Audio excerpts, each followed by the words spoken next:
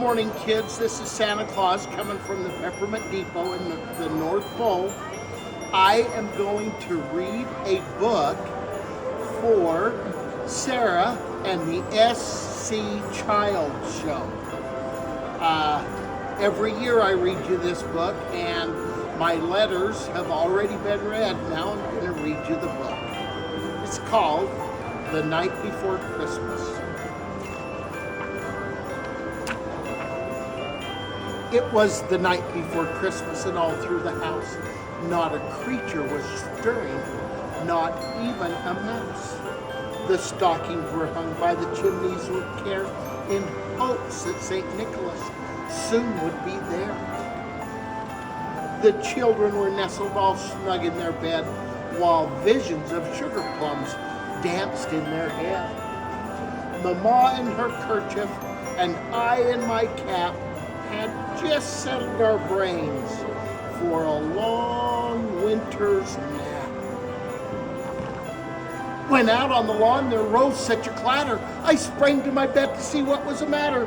Away to the window I flew like a flash, tore open the shutters, and threw back the sash. The moon of the breast of the new falling snow gave a luster of midday to objects below, when what to my wondering eye should appear but a miniature sleigh and 8 tiny reindeer. With a little old driver so lively and quick, I knew in a moment it must be Saint Nick. More rapid than eagles, of course, as they came, and he whistled and shouted and called them by name. Ready, kids? Now Dasher, now Dancer, now Prancer and Vixen, on Comet and Cupid and Donner and Blitzen. To the top of the porch, to the top of the wall, now dash away, dash away, dash away all. As the dry leaves before the wild hurricanes fly, when they meet with the obstacle mount to the sky. So up to the housetops the coursers they flew, with a sleigh full of toys, and St. Nicholas too. Shh, shh. And then, in a twinkle, I heard on the roof the prancing and pawing of each tiny hoof. As I drew in my head and was turning around, down the chimney St. Nicholas came with the bound. He was dressed all in fur from his head to his foot, and his clothes were all tarnished in ashes and soot. A bundle of toys he had flung on his back, and he looked just like a peddler opening his pack. His eyes, how they twinkled, his dimples, how merry, his cheeks were like roses, his nose like a cherry. His draw little mouth was drawn up like a bow, and the beard on his chin was as white as the snow.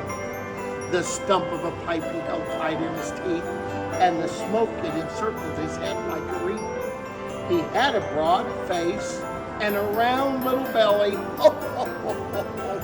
that shook when he laughed like a bowl full of jelly. He was chubby and plump, a right jolly old elf, and I laughed when I saw him, in spite of myself. A wink of his eye, a twist of his head, soon gave me to know I had nothing to dread. He spoke not a word, but went straight to his work, and he filled all the stockings and turned with a jerk, and laying the finger the side of his nose, and giving a nod, up the chimney he rose.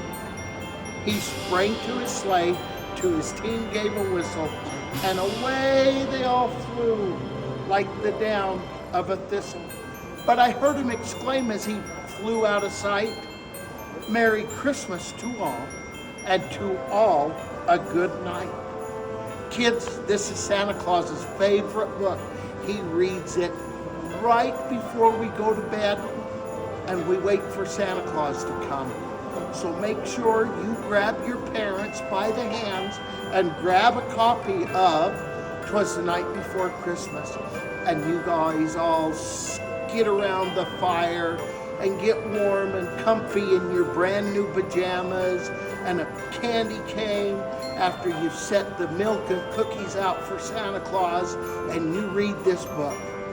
And you go to bed as soon as the book is done, and make sure you go to sleep, because if you don't go to sleep, Santa Claus will never be able to come. Okay? Make sure you go to sleep.